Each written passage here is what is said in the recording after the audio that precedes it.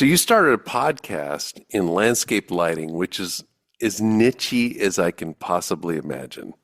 It has to be. It has to be the nichiest niche I've ever niched. It is the nichiest niche of niches. He's the nichiest niche of ever niches. Put that in the gold nuggets. Welcome to the Small Business Safari, where I help guide you to avoid those traps, pitfalls, and dangers that lurk when navigating the wild world of small business ownership. I'll share those gold nuggets of information and invite guests to help accelerate your ascent to that mountaintop of success. It's a jungle out there, and I want to help you traverse through the levels of owning your own business that can get you bogged down and distract you from hitting your own personal and professional goals. So strap in, adventure team, and let's take a ride through the safari and get you to the mountaintop. Watch this shit, Alan, because I'm going to make this thing go. We got to get going, everybody. You dial in and try to figure out what's going on. Here we go this week. I just got another email. Did you? Saying, hey, Chris, thanks for the shout out. Appreciate it. Nary. So everybody knows I'm part of the National You're just name dropping because, who's president? Oh, that's me. Yeah, that's right. That's only in Atlanta, though. This is a national person who said, hey, I just love how you pumped up Nary. Let me tell you why that's cool. You know, I'd seen her 2 months ago at a conference, and she said she went back to the podcast, and she is a loyal listener, checking things out. Love your banter. One of the things she said was, less Alan, more Chris. Stop using the F word was probably what she said, really, instead of the less Alan. I think so, maybe. Yeah. So at the Don't use the F word and nary in the same sentence. So yeah, you can use St. Thomas of Francis of Assisi. That's right, which he has done, and I have, by the way, and dropped the F bomb. And I have said sometimes the Catholic Church we got to get the F out of our own way. I've done that too. But let's keep going, shall we?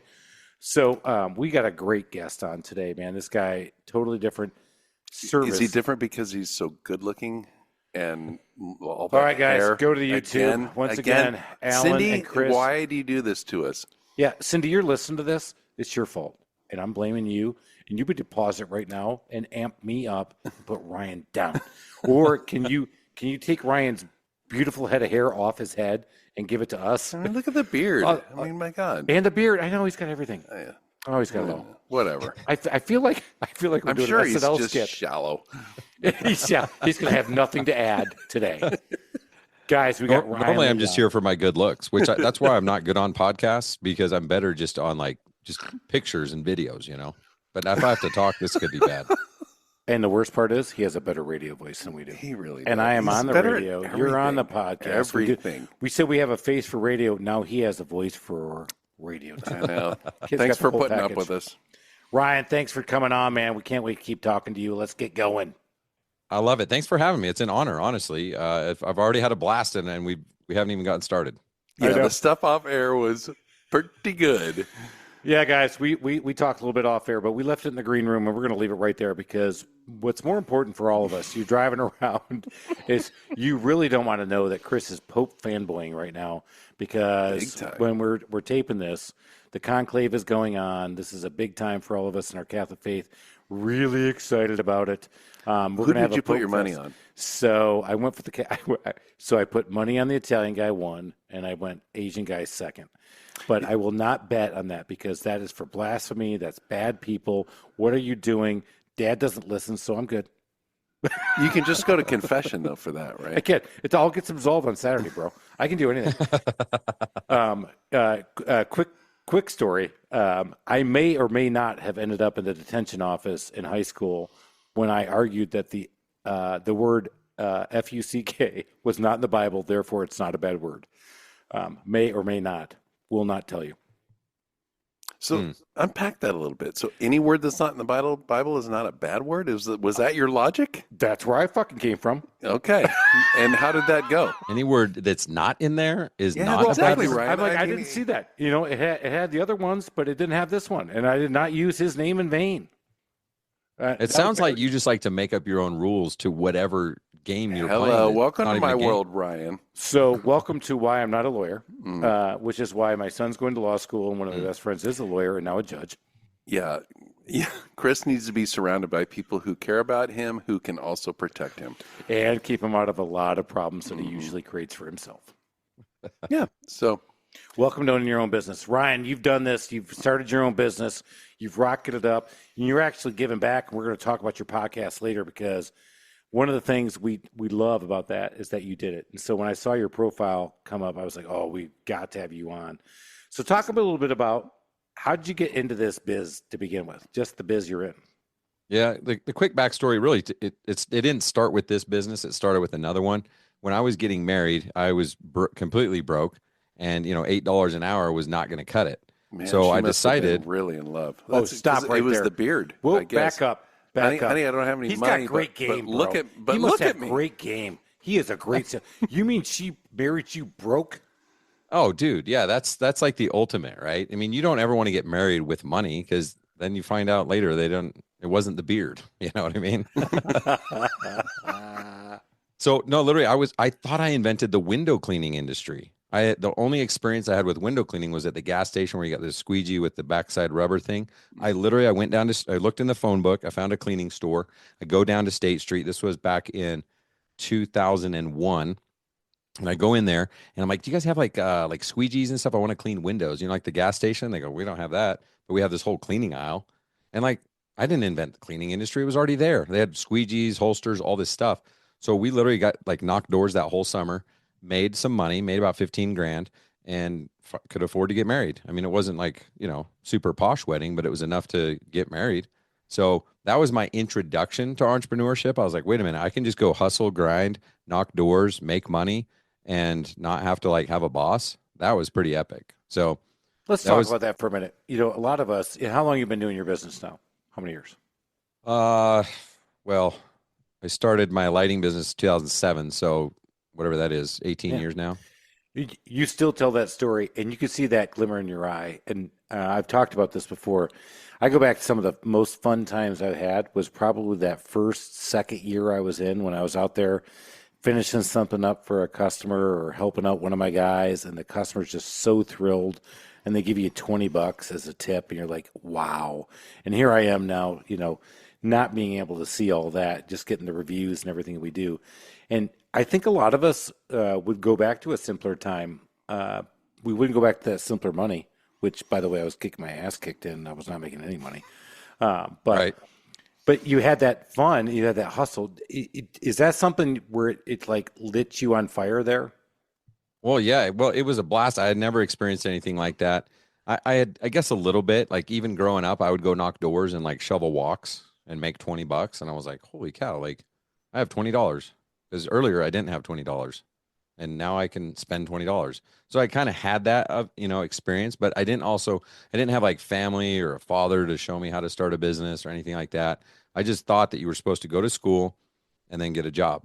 And then after school, it was going to be like a sweet job too, like at least 100 grand, company car, cell phone, like all the bells and whistles, insurance. I don't know why insurance is attractive, but it was like at the time it was. So yeah, that was awesome. Dude, he was way more progressive thinking than we were at that time. Yeah. So you didn't have anybody like I had a rich uncle. I mean, there's always somebody in your life where you're like, oh, I want to be like that. And that's what drives you into, I mean, we always talk about it on our podcast. Entrepreneurs are either just like extruded from the corporate world or they came from, some sort of family that was full of entrepreneurs. No, I went to school. So fast forward, I did that thing for the summer, but I didn't know that I could make that a business. I mean, I had no confidence in that. I just knew that I made money, got married, but then my goal was to go to school. I was going to be the first one in my family to get a degree. I was going to like change my family trajectory forever, right? So then I go back to school and now I can't clean windows because that's 2 hours away. And I literally got an $8 an hour job. Like in college, I made $8 an hour working at the computer lab. And I was kind of proud of it too, because I moved up. I started at $6 and then $7 and then $8, right? Holler. I didn't know. Badass.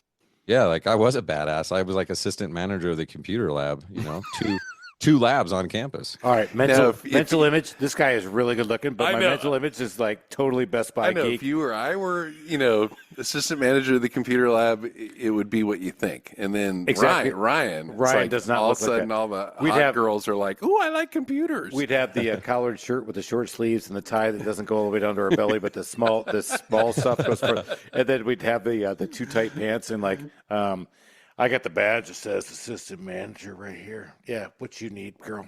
I got you. Yeah, you need me to pull up Google for you? Maybe a little Safari, a little Chrome. What do you want? Oh, I got you, Google. I got you, Safari. Hey, baby, look at that. He's talking all kinds of sexy talk now. I even took Adobe class, so I learned Photoshop, Illustrator. What do you need? You know what I mean? Like, Wow. full Talk service. dirty to me, Ryan. Oh my God, he was and he was married at the time, which is even more fun. Yeah, that became a problem. So I started the counseling. Yeah, counseling. Next thing you know, your wife's like, "What's his problem?" Well, he is trying to pick up girls at the computer lab. Yeah, Well, what's he saying? at work. Well, his line is, "You want to hear about Adobe?" No, yeah, no, really don't. That's pretty much how it went down. So no, Nice. I didn't have I just wanted to get a degree and make money. I was driven by money. Partially because I think I grew up a single mother and we didn't have money. So What did she do? she was an accountant. So she worked for an insurance company and went into work every friggin' day. Did the same thing for like 30 plus years. And she She set a good example for you, though. Oh yeah, like 100%. hard work and get what you want, whatever. But I also felt like, well, what are those guys doing across the street? Because they have a boat. You know what I mean?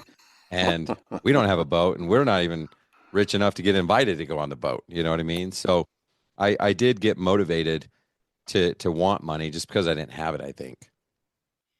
So you didn't have the male role model. That's so interesting. But the mother, obviously, for a lot of us, is a very big deal. Grandmothers form a lot of our where we're at. She taught you how to make wine, right? My grandmother, no, she taught me how to cook. My grandmother did not teach me how to make wine. It was the uncle It was all the uncles in the bathtub. all the bathtub gem. The Semido, he loves it. He loves it. So I grew up Sicilian family over here, and so yeah, that was not a fun. Actually, I look back at it very fondly. Because my guts almost came out of my body. How'd you get to Texas? You started in Salt Lake, right? You grew up Yeah. in Salt Lake? So at this time, my brother, it's kind of interesting because my brother and I are like polar opposites. I mean, I'm kind of like the one who's saving the family name. He's kind of like trying to destroy it at the same time. Are you older or younger? I'm the baby. I'm the Okay. youngest. And you're And saving so- the family. Like, well, working on it's a work in progress. I hear But- you, bro. So he moved to Texas. We joke and say he was, running from the law, but legitimately he was running from the law. And I'm not kidding when I say this. At one point, and I know it's just Utah, it doesn't compare to, other 49 states, but he was Utah's most wanted at some point. Really? Yes. Dude, Nice. gold nugget. Here we're talking to the brother of Utah's most wanted at one Wow. point. This makes Wow. us true crime. We're going to be in the top. Oh my God, our Podcast. podcast. Yeah. Hey, why did You're you gonna go start your viral. podcast? Yeah, we're gonna It's go definitely viral. true crime. No business Holy talk. shit, dude. What did he do? Or do No, we- we don't want to go there. Okay. That's why'd a you whole go to nother Texas? episode. Yeah, all right. dude. Well, Yeah, come on. We just got to True crime. plant the seed. Utah's love most that. wanted. Right. He's Tease. running from the law, moves to Texas to live with my aunt and uncle. Guns? And he's out there and he's trying to figure out what to do, his reset. I said, dude, I'm in college and I'm working on graduating. I said, you should do window cleaning because I invented the window cleaning industry. That's right. Back to the window cleaning. By the that way, you I invented. invented it. You know Like, what? there's these stores you can go buy products now. Back then, you didn't used to be able to. There's Steve Jobs. There's Steve Jobs. There's Bill Gates, and then there's me. I know how to clean windows. I've invented Pretty this. much. Yeah. Dude, still So- a salesman even then. I love that. But I literally said, I'm like, dude, for like $750, you get a ladder, a squeegee, a bucket. If you hate it, 2 days later, you'll have your money back and then you can figure out your life. But as your younger brother, that's all I know how to do. Go do that. The houses are bigger in Texas than Utah. People have more money. You're going to go from like a 12 window house to a 50 window house. I think it would be good. So he literally just started doing that. And before you know it, he's got a business, not quite a full on business, like real business, but definitely solopreneur, making 150 grand a year. And he's doing that. Now I'm finishing school. I get my marketing degree. And then I decide I'm going to get my MBA. I'm in these classes and we're talking about like scenarios of, manufacturing and economics, finance, marketing, sales. And all I could think was like, dude, I'm going to move to Texas and blow up my brother's window cleaning company. We're going to take it from this solo thing to like 26 million locations and like be bazillionaires, right? Well, I convinced my wife, okay, we're going to move down there. Designed your yacht in Monaco already, didn't you? Yes, it's still there. I haven't picked it up yet. Yeah. There's Yeah. people's. I let them use Windows of the Seas. it. Ooh, I like that. Yeah. Yeah. So I'll have do this that. master plan. We're going to move down there. We literally go down there and buy a house. Like we go down there to look for a house and buy a house. We buy a house. We're still doing window cleaning. We're in his hot tub celebrating. Oh my gosh, this is going to be so cool. He goes, oh, hey, I forgot to tell you. I did these landscape lighting jobs. And I was like, what's landscape lighting? I have no idea. I don't even know what you're talking about. Oh, people light the houses, the trees, all this. I'm like, what kind of idiot would spend money lighting houses and trees? I don't even know what that means. Remember, we grew up with no money. Right. He said, no, they spent a lot of money. And I did these 2 jobs. They were $4,000 each. I said, hold on 1 minute. If you're telling me that I can go out and sell a $4,000 job in the same time that I can go do a $250 window cleaning job, I'm going for 4,000 all day long, right? All day, literally, baby. that night we got on Google. We started researching domain names. I'm like, we're not cleaning windows. We're going to be a lighting business, and that's how we got into it. Dude, that's awesome. But again, $8 an hour, kid. How did you buy a house? Well, through that time, after I graduated, I got a job in marketing, and Oh, there I you go. told you I was going to get like 6 figures, signing bonus, Yeah, all that baby. stuff. It was 40,000, no Nice. car, no Almost. benefits, Yep. no nothing. The Almost. 40,000 once upon a time was the number. Dude, that was our age. I And know. even then, so I went to school, got my master's degree. All my buddies did not. I got my master's in mechanical engineering, almost got my PhD. Long story short, did not do that. Here I am, really smarter than them. And I meet my wife, who was my girlfriend at the time, and they're all making 3 times as much as my $38,000 a year job. I'm like, so much for being smart, dumbass. Right. Huh? That's Get how back I to felt. work. And oh, I'm by the like, way, you get to work 6 days a week in manufacturing. Which I is went. really So it took me 4 years to get my marketing degree. I got that marketing job for 40 grand. Then I decided, so I got my MBA while working. So it was like the executive MBA, good. Oh, okay, really solid. means you're So working. you were So I working would, while you got your MBA. Yeah, follow you. yep. All right, So I so was that's doing how that. you're qualified. I want to ask, why did you decide to get your MBA? That was definitely pressure from the father-in-law. There I you think go. he was like, listen, if you're going to amount to anything, you're going to get an MBA. Really? I don't know that he said those words, but that's what I heard. I hear you. My That daughter reminds- was in love with you for $8 an hour, but you better get your MBA. Yeah. All right. Yeah. So all And jokes 40, aside, 40 grand a year. Although for us, we didn't have any kids at the time. I was like, dude, we're rich. Like we've never Yeah. had this kind of money, when I met my wife, she was working at IBM in Charlotte, North Carolina. The first time I met her family, I was in grad school. And all of them are from Detroit, Michigan. And we all worked in the automotive industry one way or the other. And when I went back, they all looked at me. And the first time I met them, literally they lined up to say goodbye because I went to meet them at Thanksgiving. And they're all an Italian family too. And they all came up to me and said, hey, if you need a job, hey, sounds like you're down on your luck. Hey, if you need a job, hey, we always can get you on the line. Hey, and I was like, your whole family thinks I'm deadbeat. What the hell? She goes, well, you don't make any money, and I work for IBM. I'm like, yeah, but I'm going to be a mechanical. I mean, I'm going to be I'm going to do my PhD. And she goes, yeah, my family doesn't understand it. They're electricians, line workers, and machinists. I'm like, yeah, but I was a machinist. They're like, yeah, but they think you can't figure out how to get a job, so you went to school. I'm like, oh my god, That's how I felt. I mean, I'm the pretty entire sure. family. I'm Freaking pretty hate- sure he told her dad was like "Dump that. me." And now that my kids are getting older, I understand it a lot more. I got a daughter who's a senior, and I'm gonna like vet these guys that she's gonna date, right? But at the time, I'm like, dude, screw off. Like, you don't know who I am. You don't know who I'm gonna become. Like, why are you judging me? But obviously, he's looking out for his daughter. But I think it was like, dude, this guy is not gonna perform. He's coming from a divorced family. He doesn't have a good trajectory. What's he going to do? So I was like, okay, I'll do my MBA. Like I just, I'm going to work and I'll do it at night. During that time, I worked at that marketing company for a year and I was getting like, dude, I'm worth more than this. This is pissing me off. I was asking for raises. I was asking for more work. They were like, nope, this is what you do. So I went and got a sales job. I was like, no, I'm going to go make money. And I went and interviewed. I sucked at interviewing. It took me like literally like 50 interviews. I'm not even kidding. Didn't you just like go, look at me? No, I mean, Alan. really? So that would have worked. I'm like, joking. okay, you're hired. He's joking because he was at Enterprise. You would have hired him in a heartbeat. 100%. Right, but he has to have chops. Yeah, but he does. What, Yeah, but I didn't know forget the what looks. I knew He's got the now. chops. I didn't have the confidence. I mean, this was, I'm 21 years old, right? So now I'm 25 years old and interviewing for these. I'm interviewing for these jobs and stuff like that. 25 now. I'm sorry. No, but, when I'm interviewing for these jobs, Yeah, so I get this sales 25. job. My very first year, I make $100,000.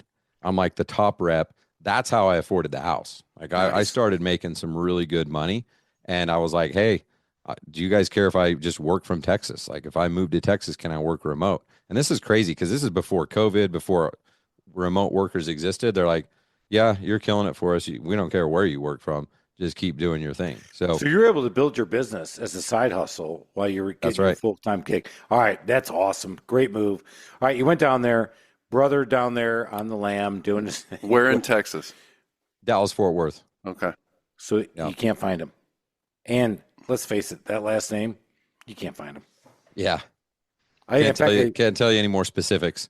Yeah, we're just going to leave it right there. So for that first year, I did both. And what was kind of crazy is I had big goals for the lighting business, and we didn't hit those numbers, but we did $350,000 our first year. And Wow. I was still working full time, but now instead of the top rep, I was not the 5th rep, the 10th. I was like 15, 20. I mean, I just wasn't. You can't be a master at both. You can't do both. Yeah. So we use that to seed the business. You got into it. You started landscape lighting. You guys totally ditched window cleaning because you can only make so many dollars, $7 a window. Yeah. Or what was it? What would you guys charge a window? Well, dude, when I started, I had no idea. I was charging $3 a window in and out, and but it was like $15 an hour. I was like double the normal rate. You know what I mean? So I didn't know what I didn't know. Yeah, that was good. But you know that now is that it should have been $7 a window all day long. Now I pay to get my windows cleaned, and it's $8 a pane. So you're talking like 16 a window. Yeah, right. Ooh. Well, and I happily pay it because I don't want to clean windows. I got better shit I got to do. I can make more than that. I'll never forget as a handyman company, we cleaned windows once. I quoted it. The lady called me up and said, next time somebody tells you or asks you to clean windows, just tell her or him you don't know how to. It was that bad. I said, I'll come back and fix it. My guy had streaks all over the flipping place. And I was like, you're right. Because, back in the day, it was seven inside and out. That was before 19. But here we are in 2025. Building materials have gone up 40%. Yeah. Just in 5 years. Labor has gone up another X percent. Doesn't matter. The numbers we have in our head have got to stop because that's just not the truth. So you get into lighting, and it's definitely a luxury business. It's a want, not a need. Did you do any crazy jobs for Dallas Cowboys or anything like that? Any celebrity jobs in Texas? Yeah, we did. We did some high-end jobs for sure, and some of them you have to sign an NDA, and like you literally can't say anything about it. What did they want to light up? What's that? What did they want to light up? I mean, just their house, their pool area, their cabanas, all that.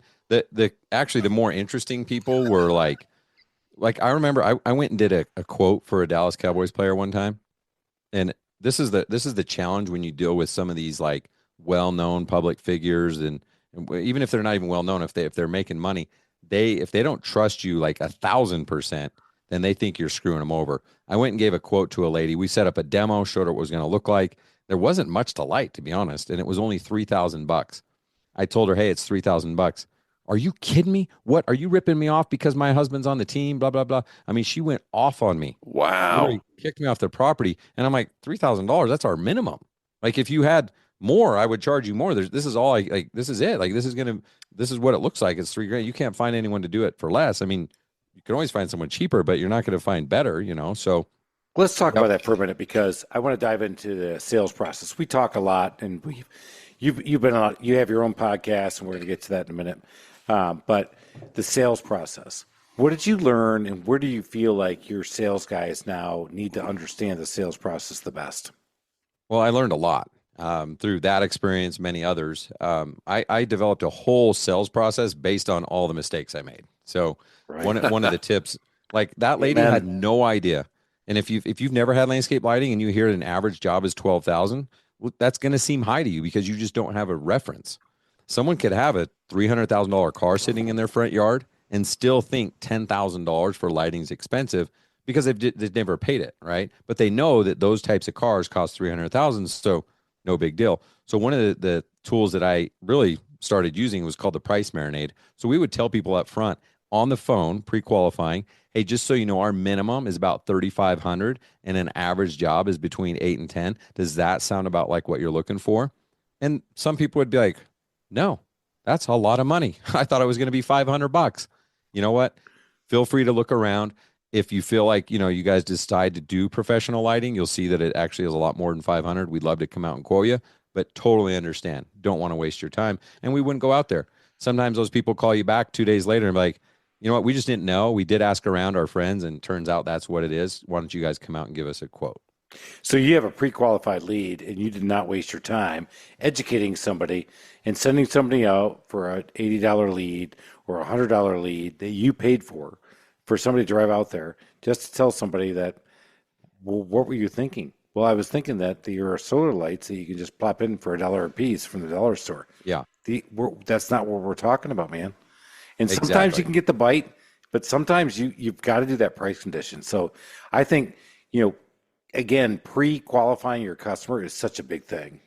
It totally starts with that. It saves a lot of frustration on both ends.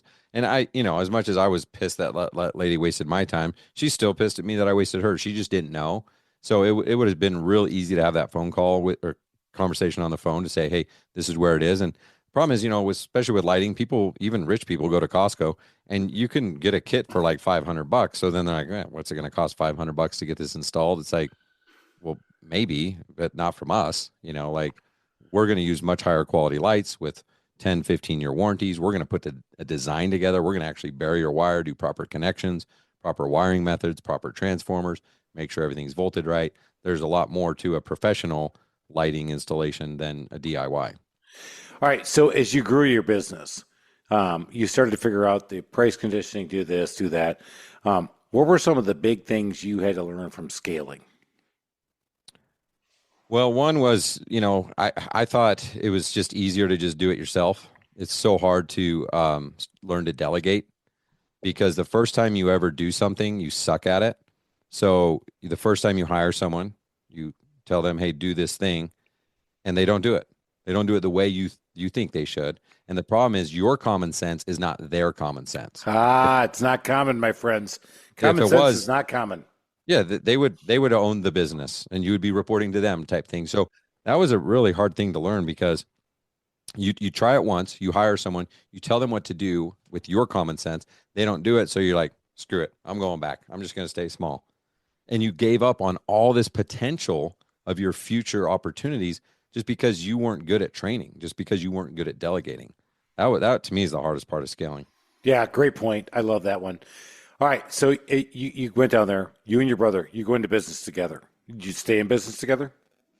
Well, that's why we're here. So I read this book called Traction, and Traction is like Gino the Wickman. Bible. It's like, yeah, Gino. So I read that book and literally midway through and talking about some different things of hiring and the right person in the right seats, I knew when I was reading that book that my brother and I were going to have to break up because we basically were two visionaries. We were two people in one box trying to run the company. He wants to go left and he wants to go to the lake and wake surf and, party. And I want to go right to build an empire. Dude, we're going to Houston, Austin. We're going to blow this thing up, exit for 50 mil. Like I'm going big. He's like, dude, you work too much. I'm like, you don't work enough. So like, if he wants to go left and I want to go right, we go right down the middle. No one's happy. And that was this huge epiphany. So I read that book. I knew something was going to have to change. And so I said, dude, why don't you buy me out? Or let me buy you out. Because I wanted to build this empire. and we'd already worked for 10 years with this huge, like getting all this stuff done. He's like, dude, I'm MacGyver. You're the business guy. I can fix stuff. I'm street smart, but I can't do this. So he ended up buying me out of the business in 2019. Okay. And it worked out well. You guys are still brothers. Still Yeah, we're solid. still brothers. That's it's huge. not, a lot of people will go, oh man, I want to do what you did and sell my business. I'm like, why? Like, if you knew the whole reason why I sold my business, I didn't want to sell my business. Like, You why sold would it for you spend, your family. right? Yeah. Why would you spend 10 years building something and then give someone the upside? Yeah. Like, that was a huge, on paper, mistake on my part, but it wasn't a mistake. It just had to be done. And it's been really good for me because I didn't make a ton of money off that exit, but what it allowed me to do is do what I want to do. Right. And now there's one visionary at the top of a company and I get to steer the ship. And so now I started Landscape Lighting Secrets, where we basically, it's a community, it's a coaching and community program where we help other people start and grow their own landscape lighting businesses and collapse time, just eliminate all the mistakes I made over 12 years, basically. Love it, man. Collapse time. I love that phrase. That's a great phrase. And you're still great with your brother. So that's huge. You know, coming from an Italian family where they say blood's thicker than water. I can argue that one a lot because there's a reason I went into business by myself and didn't involve any of my family. So you started a podcast in landscape lighting, which is as niche-y as I can possibly imagine.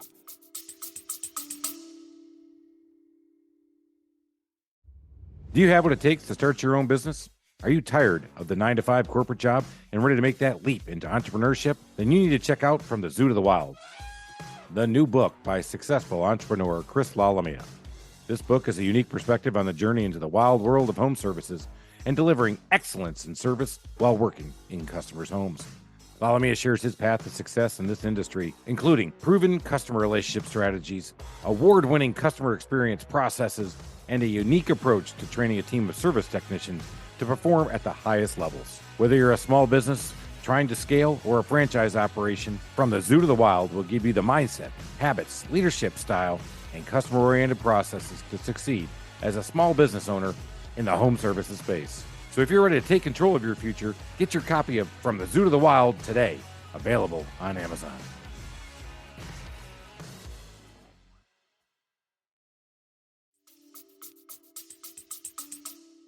It has to be the nichiest niche I've ever niched. It is the nichiest niche of niches. He's the nichiest niche of ever niches.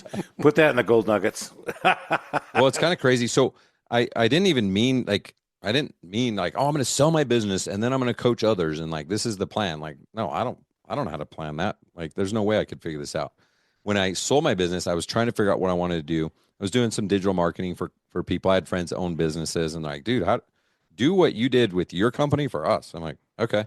So I was doing Facebook ads, online reviews, Google ads, websites, and I was doing okay. COVID happened. Half my clients fired me. I don't know if you guys remember, but like everyone was freaking out and they were like, dude, we don't know what just we're going to do. You think? Yeah. Yeah. They, and I was kind of relieved because I was like, dude, I hate this. Like these were some of the kind of friends of mine. And 1 month they'd be like, dude, you're awesome, man. You got us 60 leads. Like, this is freaking phenomenal. The next month, they're like, dude, must be nice in Utah riding dirt bikes and mountain biking, huh? We only got 30 leads, bro. And I'm like, you only got 30 leads? Like, I'm sorry that you're successful. And they're like, well, but the month before was 60. I'm like, okay, like, we're not having this conversation. What's a Utah version of You're Dead to Me, Chris? What do you think? That's a good one. Yeah, how do you use that? Yeah, you from Utah, went to Texas, probably figure out some really colorful words out of Texas. So what do you do in Utah when somebody says that and you can't say, go fuck yourself? That's exactly right. So what do you say? Like, because in the South, we say, bless your heart. Yep. Yeah, I say bless your heart and then just don't answer their phone call anymore. Yeah. You know what? I love it when, especially when people go, well, Chris, you're so crude. Yeah, we bless their hearts. I'm like, you're saying the same thing. You're just saying it differently. And you're just putting a velvet glove over that brass knuckles that I'm flying through anyway. Let's go. They weren't bad breakups. It just was like, you know what? I totally understand. I'm sorry that you don't want to work with me. And I'm grateful. You know what I mean? So then I started going, you know what? I have a real chance right now to reset and do whatever I want in my life. What do I really want to do? And I was at a marketing conference and they were talking about what's your calling and what are you good at and what are you pro at? And I'm like, I don't know. I'm like decent at a lot of stuff, but I've never really thought I'm like the best at anything. But I kept coming back to this. Like I was like mountain biking, dirt biking, fishing. I like these things, but I'm not going to teach someone how to do it. Even lighting, like there's people that are better than me. But I just kept coming back to it. And I had people reaching out saying, how did you grow a lighting business to like a few $1,000,000 a year? That's insane. You only did lighting and like you didn't do drugs, you didn't sell anything. I'm like, no, it was just lighting. So I hired a coach and I said, help me put this together. I want to teach people how to grow their businesses. And I was going to be home service secrets. I was just going to teach painters, anyone who's dealing with a homeowner, let me teach you my proven processes. But my coach was the one that goes, dude, every time you talk about lighting, that's when you light up. Like you don't care about roofers and painters and stuff like, and you've never done that. Like just be the lighting guy. And I'm like, but the lighting guy is like too niche. Like who's going to listen? Is there, I don't even know if the industry's that big. So I decided to kind of almost prove him wrong. I was like, all right, I'll show you. Yeah, right. And Screw you, dude, because I know there's many more riches. My boat's in Monaco, still waiting for me. yes, It's not on the Lighting Pros podcast, But exactly. but it is. all that said, what is the size of the lighting industry in the U.S.? Yeah, let's go. It's freaking awesome. I mean, I just don't see myself doing anything else because we have so many people now in our program. And then I decided to start a podcast. I'm like, you know what? This is going to be my marketing tool. I'm going to build an audience.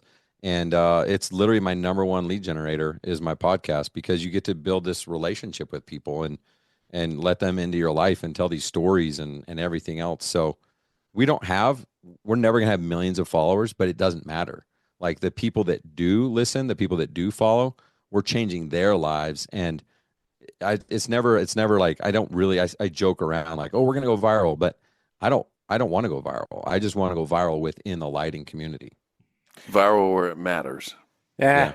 I would still want to go viral. I am. I'm a you're whore. so- I'm a whore. You are a whore. Come You're on. big- Hey, I'm going to tell you an whore. So he can't imagine that. So anyway, so back to this. I think one of the things that people miss, and it's really scary to niche down, but you know it. We know it. We've talked about it to a ton of people. You got to niche, man. I mean, our podcast, we're serving people trying to scale a small business. We've talked about this over and over. We're in entrepreneurship. Wish we were in true crime. Almost got there. We almost did today. We've You're done welcome. it a couple of times, we've right? been there. We've been there a couple other times. One of them's probably the best one ever. Paul Burleson, who just got inducted into the National Hall of Fame for home services. Are you serious? I didn't even know what that is, but That's he's in amazing. it. Paul Burleson, yeah, he's a great dude. Did he make that up? Like, No. does he come up with his own awards? Seriously, That's a no, great idea, Ryan. We I should know. niche No, that. Paul. Well, I do that. I don't know if you guys know this, but I'm the host of the #1 landscape lighting podcast in the world. Well, and you invented window It's cleaning. It's the And only a one. bit of Yeah, window exactly. cleaning. I love Yeah. that. You know, I love the chutzpah of a young man saying, but go back to when you were a kid. Is it chutzpah or is it chutzpah? Well, I don't know since I my gotta first Google that. Jewish I don't even friend know what that ever means. Yeah. that I ever met in my life. You don't use Is it- Jewish words if you don't. Well, know I how have to Jewish say 'em. friends now. I can say that. Yeah. I don't, How do you spell it? I don't think it works that way. What is it? Chutzpah. Chutzpah. Chutzpah. Ugh. Is it Yiddish? Chutzpah is a Spanish language word. Yes. Bag or Let's pouch. go. That's not what No, you were I'm, saying. not, I'm still. not Remember, I speaking lived it. in Texas. We don't speak Jewish. Jewish. Yeah, we speak. We don't Spanish. speak. We don't speak. We speak. We're not part of the U.S. I know that one. My son's It's out its of own school country. in Waco, We speak Texas. Texan. Holy crap! You were in Dallas, which is a little bit more metropolitan, but man, when you got to Waco, man, there is one country and they call it Texas. It ain't the U.S., bro. Absolutely. Yeah. I was like, no, we're all part of the. Yeah, No, thank yeah. God for them. Yeah, no, it's hilarious. They have their own truck down there, their own pickup model. Yeah, and you should buy a Ford. No, it's still Chevy. No, it's not. It is a F-150. Ryan, F-250. settle this in story right now. Texas. What do you drive? Well, I don't. Are you guys? Does this how it ends? He probably drives a Prius. it's my not gonna God. end. Don't say that, Don't. Ryan. Are you Please don't. serious? Don't ruin it. Don't you fact that dare you say even that said- about Ryan. I've That got a- handsome, good-looking man drives a big Chevy truck. He drives a Ford. No. The reason I drive a Ram is because Oh. it's got 6 seats for my 4 kids and my wife. So But I do want a Ford. I've got 2 Ford Broncos, and then my truck is my Ram. So I would be driving a Ford if I could get the We 6. will allow that. All right. I will not allow that. But again, coming from Detroit, you have no idea growing up. My dad bought, I just can't even, this story is so adjunct, but I'm going to do it anyway. My dad bought a Suzuki back in the day. I know, What? I know, because he had to go back and forth to his facility because he was a civil engineer and he had to keep going back and forth. So he bought it. It was a Sam in a Suzuki? I don't see it. I know. And it was a stick shift, which, again, it was the cheapest thing he could buy because that's Sam. So cheap. And that's my dad. My dad's from Buffalo, New York, son of an Italian immigrant, the whole thing. And he gets it. So I go out, I take the car out to meet my girlfriend, and I show up at their parents' house. And Grandpa's there. And Grandpa sees me and likes me. Grandpa and the entire family supplies parts to the big three back in the day. This is, Nice. And he sees me, he waves, he locks the door and walks away. I thought he was joking. He was like, don't ever come to this house again with that car. And I was like, oh, heard, done. That is awesome. Yeah, we're going back to the Oldsmobile. So, all right, Ryan, you found your passion. It's hard to do what you've done, the leap, but also I have to imagine what was the hardest of all of them, going out there and hustling when it was a single mom doing windows, going out there, moving down to brother, starting a landscaping lighting business, leaving brother and starting your own business. What was the hardest of those three? Hardest one was the middle of the lighting business. I wouldn't say the hardest was getting started because there's that honeymoon phase where you're like, dude, I don't give a shit if I'm not making any money. We're just having fun. Like this is the American dream, to be broke and out doing what I want and not having a boss. But I would say after that, like years 3 through 9, that grind phase was the worst. Yeah, I think that's where people miss that. You said that 3 through 9. And it wasn't like all bad because you're in the middle of it and you're digging, but you're digging, and you're like, You're digging. Oh, wait a minute, my boat in Monaco is still waiting for me, and I've got the name picked out already, and it's going to be an awesome name. What was it again? Windows of the Sea? Windows of the Seas. I think that's what Windows of the Seas. Yeah, Thank you for reminding me. I actually forgot that it was sitting there.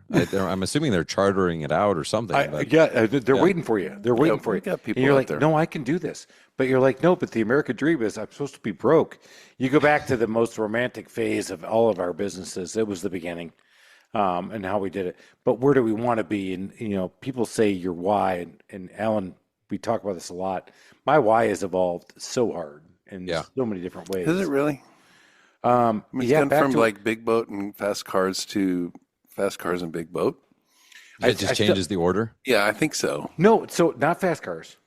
I'm out because Really? I can't get in those things anymore. Is that why you're just drinking water? You're trying to slim down so you can get into a fast You car? want like a CRV, like a Honda CRV that you can Oh just my easily go God, right that's in. you just said blasphemy. You know what? Honestly, see again, Honda CRV. That's not in the fucking Bible. You can't say that. But for me, that's a bad word. That's worse than the F word. Well, you can say it because it's not in the Bible. Exactly. You can use that one. So how old are your kids now, Ryan? We got 17, 15, 12, and 10. Talk about your wife a little bit. She's had to put up with a lot. She Oh my bought into gosh, dude. $8 an hour. She went to Texas, I'm assuming. Oh, yeah. Raising She's the still kids. here. I don't know how, but Well, it's the crazy. beard, and we know that. Yeah, obviously it's the good looks. Yeah. It's crazy, And the dude. I witty mean, if I banter. didn't have her, someone's got to be raising these kids. You think I'm like taking them all their stuff and doing their, like, she's literally over there right now doing homework with the kids. Like, my kids would be dropouts. They would be nothing. Like, it would be a bad They situation would over be here. a burden on society if it weren't for your wife. Do not take that as a reason not to go with Ryan and his coaching with Landscape Secrets, because he's here to coach you, not his kids. His Yeah, kids, exactly. I'll leave them to the wife. Yeah. No, and that's the thing. Like, when they were young, I was not a good dad. It's not that I was a bad dad, but I just wasn't present. And what's crazy, you talk about your why. My whole purpose of doing this and being successful and like doing this thing and showing the world was so that I could be the dad that I didn't have. And then ironically, I'm out looking at lights, doing demos, moving lights around till midnight. And my wife's going, where the hell are you? Like we're popping out kids like crazy. So we literally went to therapy to like figure this shit out. Like she had to call me out and tell me like, you suck. And I'm still grateful for that because I didn't know. Like I literally just thought I didn't have this example of like this mold, like this is what you got to be. And that's one of my whys now is like, hey guys, this isn't just about making money. It's what has to be true to make money and be a good father, mother, leader, because you don't have to pick one over the other. For years I did. And unfortunately I chose my business and I didn't have to. You I didn't could know have what been you there. wanted to be, but she helped you see what you needed to be. Yeah. Yeah, I'm but it's way more still hard. intentional now. It's still a hard. Back to remember the old seesaws, Ellen. Oh yeah. Yeah, it's a hard seesaw to balance. Because we talk about work-life balance, and people think it's 50-50, and brother, it ain't. It never is. It just is not. Not if you're going to do this. Not if you're going to start your own business. What you do get is personal freedom for your time, which is awesome. So you get a chance to be involved with your kids and present at the most important times of their life, whether it's sports or after school activities. And then maybe you're working to the wee hours after they go to bed or whatever it is. But promise you, it is not easy. It's still hard. You have to go back after it and get after it and go working later, doing the other things earlier. You're getting up at 5 a.m. instead of 6 a.m. You're doing things earlier so you can be there when they wake up, get them off to school. I mean, that's the part that's rewarding. The reason when I started my business, I look back on, I was in a country club community and all the entrepreneurs were playing golf on Friday afternoon and I was down at the bank working. And I started saying, wait a minute, among other things, I was like, how come you guys are all golfing on Friday? You guys all made. And then you find out after you get into it, yeah, they golfed on Friday, but guess what they did on Saturday morning? Work Saturday and sometimes Sunday. Amen. Yep. That's what we did. And so, but you do it because you love it. But that's where you're able to be a present father and be able. And so, it's hard, but it's fun, man. It's so rewarding, right? Oh yeah. I mean, the thing that I wish I would have done earlier is just be intentional. Because like, if you want to golf Fridays, you totally can. If you want to golf Wednesday, like you actually can have freedom. But the problem is we start our businesses for the freedom and then we don't have enough intention behind it. So it actually becomes a trap and we're like handcuffed and we have to go do all these things because we think that it requires us to do everything. So we're putting out all these fires. So what we do is we help people prevent the fire from happening altogether, and then replace yourself early on so that you're not wearing these 5-6 different hats. And then it's actually fun. Like you should have fun every day at work. You shouldn't be pissed like crap. It's Monday. I got to go in. You started this thing. Well, I do that every Monday anyway. Still doesn't matter. 17 years into it. Ryan, do you help people other than people in the lighting business? Not right now. I mean, it's not that like if someone wants to call me, I'm like, do you do lighting? No. All right, screw off. you're dead to me. Yeah. Double fingers from Chris. Birds. Yeah, pretty much. I'm anti anything lighting. So you don't do lighting? Well, screw you. You're gone. Yeah. You're a loser. I guess you hate money and you hate your life. Enjoy being miserable. Wisdom from Ryan. Droplets from Ryan. I come to the mountain of Ryan. Ryan says, "Do you like lighting?" No. I was testing his commitment to the niche. Pre-qualify, baby. Way big, right? We've had a painting pros guy on who said, "I said, hey, would you happenstance like take a handyman out of Atlanta?" No. And he went, "No." I said, "Even if he's at $5 million a year?" He goes, "No." I'm like, "Wow, that's dedication." I said, "I'm not kidding. I'll spend money with you." He goes, "Still no." I'm like, "All right, fair enough." How much we talking? You know what I mean? Right. But he stopped and I was like, all right, man. I was like, all right. But stay true to it because your niche is bringing the riches. We talk about that. That's awesome. No, I love the lighting community. It's definitely my passion. But seriously, how much were you talking? I love Ryan. He's still got him, baby. All right, let's go. We got our famous 4 questions. Ryan, before we do that, how does everybody find you and your podcast and who you are? Well, just, Google or something. I don't know. So I've got a few different things. I got my YouTube and Instagram at Landscape Lighting Secrets on both of those. Ryan Lee on Facebook, but there's multiple Ryan Lees, so I don't know how to find me Right. there. You're tough. You need a La Lamia. Yeah, there's a lot of Ryan Lees. So my podcast is Lighting for Profits, and I will say I do have people that comment and leave reviews on there. They're like, "Man, I'm in painting. I'm in another industry. This is all helpful stuff." So You're like, screw you. yeah, I'm like, please unsubscribe. Like, if you give me another 5-star review again, I'm coming after you, bitch. But Ryan, come on, man. You got to get me back on there. Let's come on. We'll chop it up. I'll kill those lighting guys. I'll tell them all kinds of stupid handyman, stupid landscaping stories I've ever done. They're going to love me. Yeah, we don't want to muddy up the waters. We don't want them getting diluted here. You know, we want them to stay in their lane with lighting. Keep me away from them then. All right. Let's go back to it. But look at this guy. He's super niched. He's got the background, and his shirt that he's wearing, Dude, is the same as the background. Dude, he's on point he's all day long. laser The guy that blends freaking in. focused. I love brand. Yeah. But hey, I mean, seriously, right? And come on, bringing the pipes, right? Bringing it down. I got the trusted toolbox. Let's go. All right, let's go. Give us a book that you would recommend to our audience trying to scale a business or start a business. The first book that I read that got me going on my path, not the first book ever, but the first book, like business book, was E-Myth, Entrepreneurial Myth. Yeah, man. Classic. Gerber's been a classic. Yeah. So good. It helped me, actually, in the middle of it, it helped me stop being so frustrated because I wanted to be the big brain. I wanted to be the manager. And I wasn't Same. the best technician in the world. Look at the but I big could. brains on Chris. Look at me, baby. I got big braids. All right. See, what I thought the entrepreneur was you're supposed to be good at all those. It gave me the same thing. It liberated me from this feeling of like, why do I suck at being a manager? Like, is this like other people are better than me at this? And it's like, yeah, because they figured out that they're not good at a manager and they just hired out. So that was huge. So E-Myth, the second one, let me just throw that out there, is newer book called Buy Back Your Time.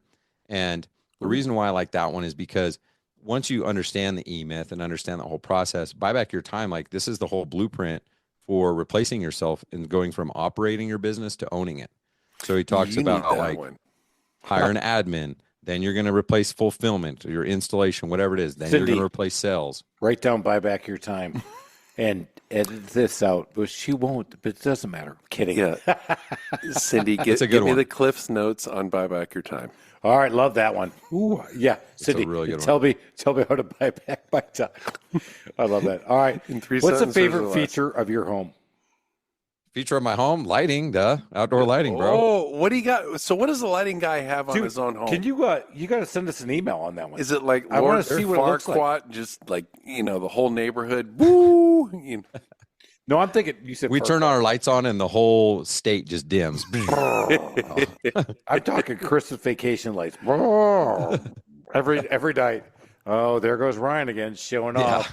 Yeah, everybody, and he's got a big penis in the middle of it. Going, yeah, look at me. No, it's actually not doesn't, that by at the all. way, But everybody. somehow you threw that in there. No, it's tasteful lighting. That's the Welcome thing. to A lot my of people, world, Ryan. yeah, a lot of it always goes back to penises with him. I don't know why. It really does. Still watching for the Pope and talking about penises. Thank you. That's the reason we have confession every Saturday morning, everybody. Typical All right, let's keep Catholic going. joke, right? Oh, God. All right. Oh, my God. Jeez. Oh, here we go. You ready? Can you handle it? You ready? Outdoor lighting. He's That's my not favorite done- feature. Yeah. Okay. All right. Outdoor lighting, of course. it is. Okay, specifically what, though? He uplights Which outdoor lighting? Yeah, I mean, what is it? I mean, does your house look amazing compared to everybody in the street? Or Well, yeah, I mean, of course. But I don't know. So if I don't know, like I like my backyard. We built a pool last year, so that's fun.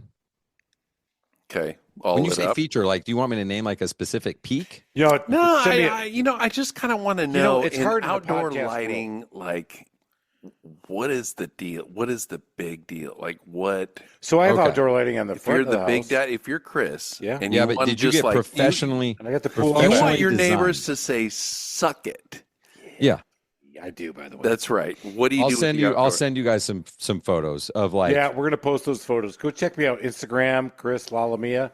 I'm gonna post those things out there. We'll get it going. And it's going to be under Chris Lalamia hashtag "suck it." Oh yeah, 100% every time. And thanks to Ryan. Yeah, Because I'm gonna the do thing that. is, most people don't know what good outdoor lighting looks like. Like any light's better than no light, I agree. which can be a challenge because you probably think your house looks good. Where I you do. send me your picture, I'm going to tear it apart. I'm going to tell you I exactly. have dollar what it lights looks in the like. backyard because my wife put them out there, and I was like, I'm like, Probably looks good to you. My wife can spend some money, bro.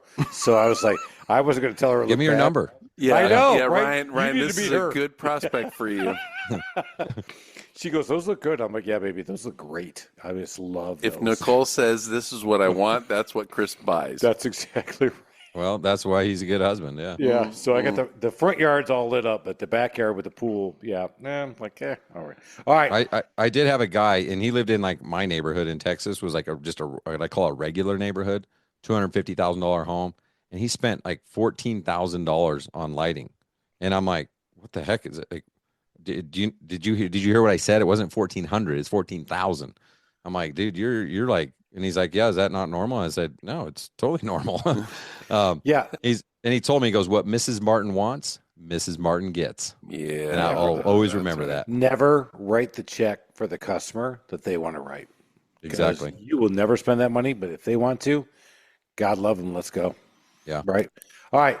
Next question. So we talk about customer service, and we've been talking about a little bit here. Just once in a while. A little bit. Yeah. So, but we're kind of customer service. Freaks. Let's go, Alan. What's a customer service pet peeve of yours when you are out there and you're the customer? Well, actually, I got two that come to mind. Number one, you know what I hate is, and this happens, I don't know how. It's like the universe is, God's trying to tell me something. I don't know. I go into a restaurant and I say, yeah, table for two. And they, instead of being like welcoming, they're like, okay, it's going to be like 5 to 6 minute wait. And I'm like, and then what? Like, are you trying to talk me out of coming into the restaurant right now? Like, why don't you say it in a nice way to be like, no, not a worries. If you want to have a seat, we'll get you seated in the next 5 to 10 minutes. You That just pisses hit me it, off. right? You just hit it with, oh my God, I had a sales guy. I'm training him right now.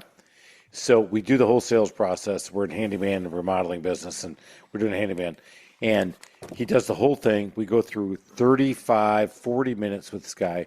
And he looks at the guy and says, so do you have a hope number? The guy goes, no, not really. He goes, well, it looks like it's going to be between 2,200 and 2,500. I'm like, dude, we're telling a eulogy of like, here comes the end of our relationship. I've enjoyed Yes. our 35 minutes, but now it's all over. Because I'm sorry to tell you that for you to have everything taken care of that you just got told, it's going to be this much money for us. Probably not going to work, is it? As an award-winning, well-noted company. I'm like, dude, are you joking? He goes, I did. I said, you planted that thing. I said, we'll sell it because I'm on the radio, the whole thing. But I was like, but you just went, oh, I'm so sorry. Yeah. That So frustrates great me like no other. Like Yeah. it is about how you present it, and this isn't just a one-time thing. I'm telling you. Now I've keyed my wife in on this. I'm like, does it seem like they're trying to tell us to not come in?